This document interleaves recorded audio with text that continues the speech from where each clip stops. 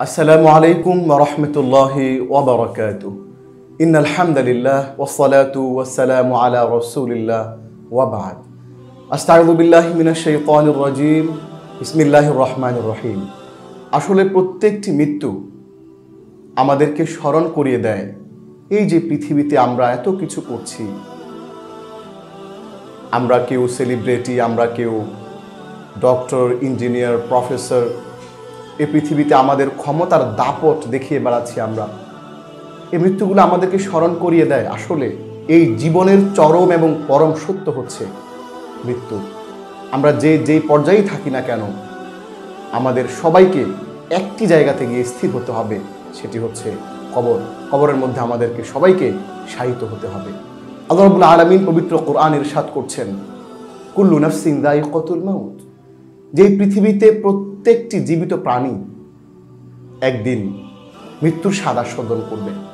আল্লাহ রাব্বুল আলামিন আরেকটি আয়াতে বলেছেন, ওয়ামা তাদরি নাফসুম মাযা তাকসিবু গাদা ওয়ামা তাদরি নাফসুম বিআইয়ি আরদিন তামুত, যে কেউই জানে না যে আগামীকাল সে কি করবে এবং কোন ভূমিতে, আমেরিকা নাকি অস্ট্রেলিয়া নাকি বাংলাদেশ, আমি কোন ভূমিতে মারা যাব আমি কিন্তু সেটা জানি না। এই জন্য আমরা অনেকেই মনে করি যে আমি এখন ইয়াং, একটু আনন্দ উল্লাস একটু করে নেই, বয়স যখন বাড়বে, যখন বড় হব, যখন অনেক বয়স হয়ে যাবে, তখন আল্লাহর ইবাদত করব।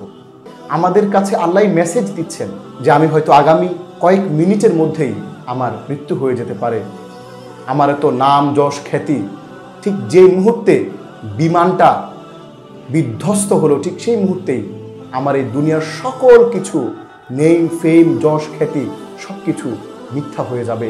একমাত্র সত্য হবে আল্লাহর কাছে আমাকে গিয়ে দাঁড়াতে হবে। মুসলিম শরীফের হাদিসের মধ্যে রাসূলুল্লাহ সাল্লাল্লাহু আলাইহি ওয়াসাল্লাম ইরশাদ করছেন, ইযা মাতাল ইনসানু ইনকাতা আমালু ইল্লা মিন সালাসা, যে একজন মানুষ যখন মারা যায় তখন তিনটা জিনিস ছাড়া বাকি সব কিছু তার কাছ থেকে ডিসকানেক্টেড হয়ে যায়। তিনটা জিনিস শুধু তার সাথে থাকে। একটি হচ্ছে ইল্লা মিন সাদাকাতিন জারিয়াতিন, যদি সে কোনো জনসেবামূলক, জনহিতকর অথবা কোনো সাদাকায়ে জারিয়া সে করে যায়, তাহলে সেটি তার অ্যাকাউন্টে জমা হতে থাকে।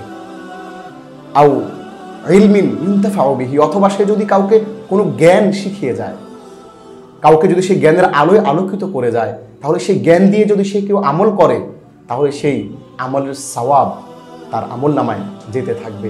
আও ওয়ালাদিন সালিহিন ইয়াদউ লা, অথবা কেউ যদি কোনো একজন নেক সন্তান রেখে যায়, যে নেক সন্তান তার জন্য দোয়া করবে। এই তিনটি জিনিস ছাড়া মৃত্যুর পর আমাদের অ্যাকাউন্টে যাওয়ার মতো আর কিছুই থাকে না। আবু দাউদ শরীফের মধ্যে একটি হাদিসে এসছে, দাখালা রাজুলুন আলা রাসূলিল্লাহি সাল্লাল্লাহু আলাইহি ওয়াসাল্লাম, রাসূলুল্লাহ সাল্লাল্লাহু আলাইহি ওয়াসাল্লামের কাছে একজন লোক এসে জিজ্ঞেস করলো, হে আল্লাহর রাসূল, হাল বাকিয়া আলাইয়া মিন শাইইন লিওয়ালিদাইয়া আবিরুহুমা বিহি বা'দা ওয়াফাতিহিমা, হে আল্লাহর রাসূল, আমার পিতামাতা যখন ইন্তেকাল করবে তাদের জন্য আমার কি কিছু করণীয় আছে কি? এখন এমন একটি পর্যায়ে চলে এসছে জীবনের যে আমি চাইলেও তাদের জন্য টাকা খরচ করতে পারবো না, তাদের খেদমত করতে পারবো না, সেই সুযোগ আমার জন্য নাই। পিতামাতার ইন্তেকালের পরে তাদের জন্য আমার এমন কি করণীয় রয়েছে? ফাকাল রাসূলুল্লাহ সাল্লাল্লাহু আলাইহি ওয়াসাল্লাম, রাসূল আকরাম সাল্লাল্লাহু আলাইহি ওয়াসাল্লাম ইরশাদ করলেন, নাম, তোমার জন্য কিছু করণীয় রয়েছে। প্রথমত হচ্ছে আসসালাতু আলাইহিমা, তুমি তাদের জন্য দোয়া করবে। আর সেই দোয়াই আল্লাহ রাব্বুল আলামিন আমাদেরকে শিখিয়েছেন, ওয়াকুর রাব্বিরহামহুমা কামা রাব্বায়ানি সগীরা, পিতামাতা ইন্তেকালের পরে আমরা তাদের জন্য দোয়া করব, হে আল্লাহ, হে আমাদের রব, ইরহামহুমা, তুমি তাদেরকে তোমার করুণার ছায়ায় আশ্রয় দান করো, কামা রাব্বায়ানি সগীরা, যেমনিভাবে তারা আমাকে মানুষ করেছে শৈশবে, কত কষ্ট করে পয়সা জোগাড় করে আমার পড়াশোনার জন্য তারা খরচ জোগাড় করেছেন, আমাকে তারা মানুষ করেছেন, কত কষ্টই না তারা করেছেন। হে আল্লাহ, এই কষ্ট তারা করেছেন, কষ্টের বিনিময়ে তুমি তাদের উপর তোমার করুণার পরশ বিছিয়ে দাও, হে আল্লাহ। আল্লাহ রাসূল বলছেন, দ্বিতীয়ত ওয়াল ইস্তিগফারু লাহুমা, হে আমার সাহাবী, তুমি তার জন্যে, পিতামাতা ইন্তেকালের পরে তাদের জন্য ক্ষমা প্রার্থনা করবে আল্লাহর কাছে। হে আল্লাহ, তুমি আমার পিতামাতার গুনাহগুলো ক্ষমা করে দাও, তাদেরকে তোমার ক্ষমার তলে আশ্রয় দান করো। এরপর ওয়াইন কজ ওয়াহদিহিমা মিন বাহদিহিমা, আল্লাহ রসুল বলছেন এরপরে তোমার জন্য দায়িত্ব হচ্ছে তারা যদি কোনো প্রতিশ্রুতি দিয়ে থাকেন, কোনো একটা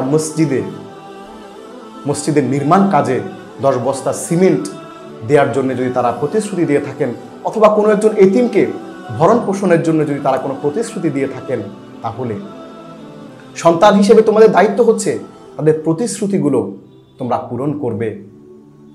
এবং ওয়াসিলাতুর রহিম আল্লাতী লা তুসালু ইল্লা বিহিমা, এবং আত্মীয়তার সম্পর্ক যেটা বাবা মা সবসময় তারা মেনটেন করতেন, বাবা মা সবসময় যে আত্মীয়তার সম্পর্কগুলোতে তারা সিরিয়াস ছিলেন, সে আত্মীয়তার সম্পর্কগুলোকে বজায় রাখতে হবে। এবং সর্বশেষ ওয়া ইকরামু সাদীকিহিমা মিন বাদিহিমা, এবং পিতা মাতার যে বন্ধু রয়েছে, তাদের যে কলিগ রয়েছে, তাদের যে সহকর্মী সহপাঠী বন্ধু রয়েছে, তাদেরকে সম্মান করতে হবে পিতামাতার মৃত্যুর পর। রাসূল আকরাম সাল্লাল্লাহু আলাইহি ওয়াসাল্লাম আমাদের জন্য এই দিক নির্দেশনা দিয়ে গিয়েছেন, পিতামাতার মৃত্যুর পরে তাদের জন্য প্রথমত দোয়া করা, দ্বিতীয়ত তাদের জন্য আল্লাহর কাছে ক্ষমা প্রার্থনা করা, তৃতীয়ত তাদের প্রতিশ্রুতিগুলোকে রক্ষা করা, তারা যে প্রতিশ্রুতি দিয়ে গিয়েছেন সেগুলোকে পূরণ করা, চতুর্থত তারা যে আত্মীয়তার সম্পর্কের বন্ধনগুলোকে তারা কন্টিনিউ করতেন, সেগুলোকে আদর যত্ন করতেন, সেগুলোকে তারা গুরুত্ব দিতেন, সেগুলোকে গুরুত্ব দেয়া। আর পঞ্চম যে কাজটি আমাদের করতে হবে সেটি হচ্ছে তাদের বন্ধু বান্ধব যারা রয়েছেন, যাদেরকে তিনি মহব্বত করতেন, তাদের প্রতি সম্মান প্রদর্শন করা। এটি হচ্ছে রাসূল পাক সাল্লাল্লাহু আলাইহি ওয়াসাল্লামের শেখানো আমাদের জন্য শিক্ষা। পিতামাতার ইন্তেকালের পরে যে নির্দেশনা দিয়েছেন, 5টি নির্দেশনা, সেই 5টি নির্দেশনা আল্লাহ রাব্বুল আলামিন পালন করার তৌফিক দান করুন। আমিন। আসসালামু আলাইকুম ওয়া রাহমাতুল্লাহি ওয়া বারাকাতুহু।